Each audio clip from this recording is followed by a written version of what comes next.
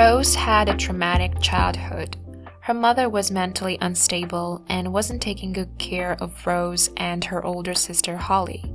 Holly left home to live on her own, leaving Rose behind. When Rose was only 10 years old, her mother swallowed a bunch of pills and asked her to call the ambulance, but the little girl didn't. She was afraid of her mother.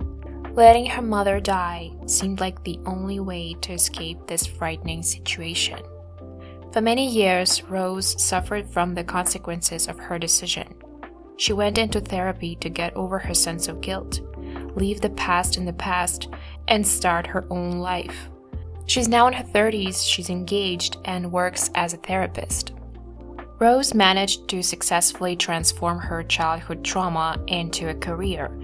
By devoting her life to helping people, by working in a psychiatric hospital instead of opting for a more lucrative path of starting her own practice, this way she tried to cleanse her conscience, to atone her sin. Yet she still hasn't forgiven herself. No matter what she does, no matter how hard she works, she doesn't give herself the freedom to live guilt-free. She still keeps coming back to that fateful day when she was a little girl and her mother was pleading for her help. She keeps carrying the weight of her guilt every single day. On the outside, she seems to be living a normal life, but there's a part of her that is still holding on to her past that stops her from enjoying her life. Witnessing a sudden death of a patient reopens her old wounds, and she finds herself once again completely overwhelmed by the ghosts of her past. She can no longer live her everyday life. She is unable to work. She sabotages her relationship with her fiancé, rejects help from the people who care about her, insults her sister, gives false hopes to her ex, whom she left without any explanation years ago. She even kills her beloved cat. She succumbs to the darkness, metaphorically speaking. She starts looking for explanation why her life is going completely off the rails, and of course she finds one, but it's nothing more than a conspiracy theory. Because the real reason she's doing all of it is because she never gave herself the permission to live guilt-free. Truth is, her guilt didn't go away. It spread inside her like poison, infecting her soul. She can't stop tormenting herself for what she had done in the past. Years and years of feeling this way created a habit, a bad habit. She knew well enough that she needs to kick this habit. And yet, being so used to living with this habit of always feeling guilty, she realizes how empty she is without it, how lost she is without this feeling of guilt. So unconsciously, she starts doing things to feel guilty about it later. She disappeared from her boyfriend's life without giving him any explanation. Why? She knew perfectly well that it would hurt him badly. Everyone deserves a goodbye. But she did it unconsciously, so that she would be once again stained by her guilt, so that she would have one more sin to feel guilty about. She reaches out to him for help again, knowing that he's still not over her, knowing he will help her in hopes of getting another chance with her. She collects her sins to feel guilty about later.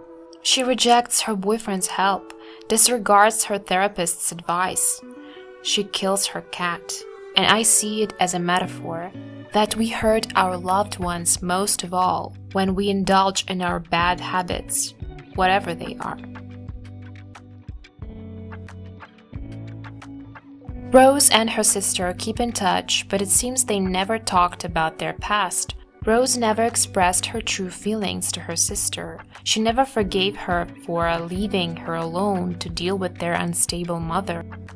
Rose keeps holding a grudge against her sister. Not being able to let go of her offense also keeps her in the past. She can't see any good traits in her sister. She keeps focusing on her faults. She even feels the need to insult her and critique her lifestyle choices. It's true, however, that Holly is in fact quite selfish and self-centered, which, by the way, is probably the reason she managed to escape their family and stay sane, and even start her own family. Despite her flaws, Holly means well and wishes the best for her sister. And yes, her comments about Rose's career can be off-putting, but the good intention is there.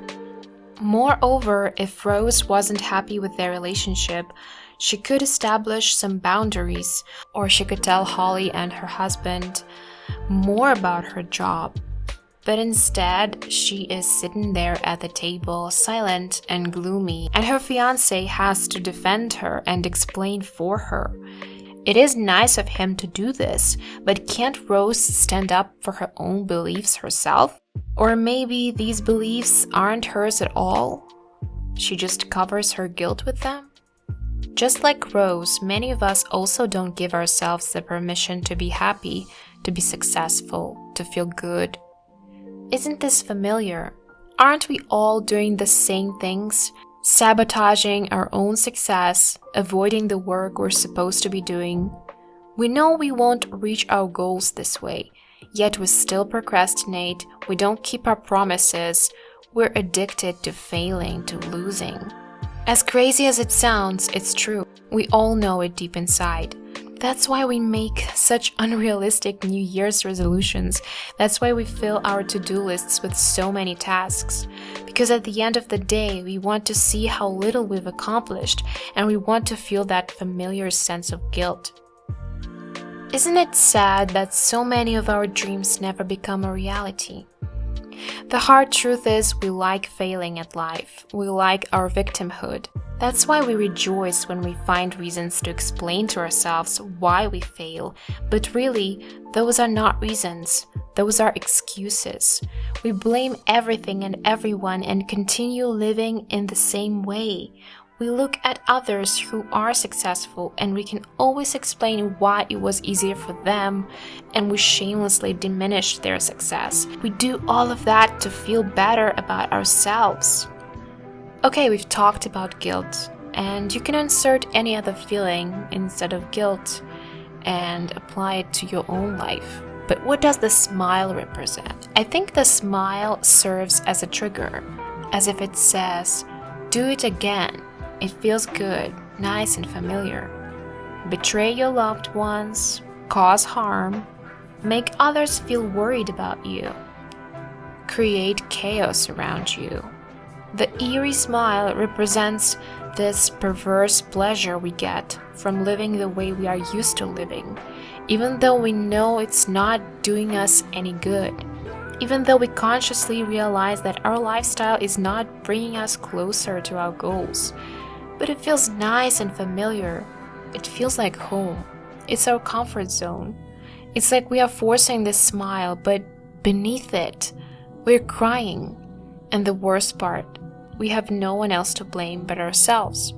And all these people who are performing this act of suicide are just regular people who we surround ourselves with. The same people as us, who say they'll do something and then they don't, who show up late, who procrastinate, who indulge in destructive activities. We live among people like this. We look at them and we copy them, convincing ourselves it's okay, smiling all the way. But it's not okay. The act of suicide in the film can be a metaphor for sabotaging our success in life. A good example can be truly inspiring. A bad example has the same effect. Before finishing this video, I do want to bring your attention to the ending of this film. Rose sets her childhood home on fire. She's driving away, and then she visits her ex and finally has this conversation with him, finally giving him the explanation he deserved. Finally, she has the strength to look him in the eye and say sorry for the way she hurt him. But in reality, she never had the guts to talk to him. She was so close to winning, to beating all those ghosts of her past. And then we realized that it's not happening for her, that in fact she gave up and accepted the darkness and is now smiling at her ex-boyfriend, inviting him to follow her example. So that's all I have to say about this film. I hope I gave you some food for thought. Let me know what you think about this film. If you enjoyed this video, go ahead and subscribe to my channel. Thank you so much for watching, and I'll see you in my next video. Bye!